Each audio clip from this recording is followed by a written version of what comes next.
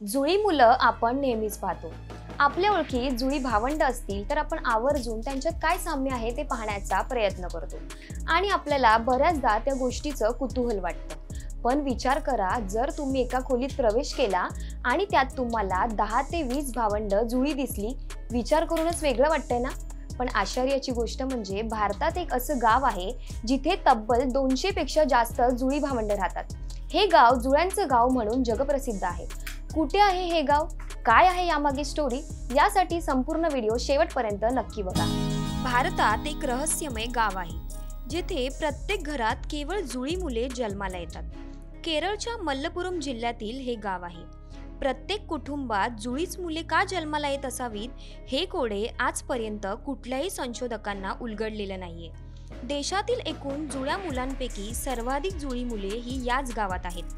मल्लपुरम जिल्ह्यातील कोडिन्नी असं या रहस्यमय गावाचे नाव आहे। केवळ जुळी मुले जन्माला येणारं हे देशातील एकमेव गाव आहे। एका अंदाजानुसार या गावात 2000 कुटुंबे असून 550 जुळी लोक आहेत।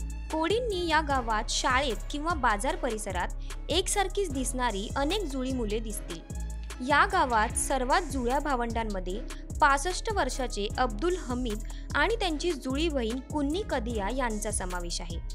असं म्हटलं जातं की या जुळ्या भावंडांच्या जन्मापासून गावामध्ये जुळी मुले जन्माला येण्यास सुरुवात झाली। स्थानिकांची अशी धारणा आहे की या गावावर देवाची कृपा आहे, म्हणूनच मागच्या काही वर्षात इथे 300हून अधिक जुळ्या मुलांनी जन्म घेतलाय। थोडक्यात सांगायचं झालं तर या गावाच्या बाबतीत उत्सुकता अजूनही टिकून आहे। तुम्हालाही कधी केरळला जायचा योग आला तर या गावाला नक्की भेट द्या। आणि तुम्हाला हा व्हिडिओ कसा वाटला हे आम्हाला कमेंट करून नक्की कळवा। आणि अशाच नवनवीन व्हिडिओसाठी माय महानगर मानिनीला सबस्क्राईब करायला विसरू नका। धन्यवाद।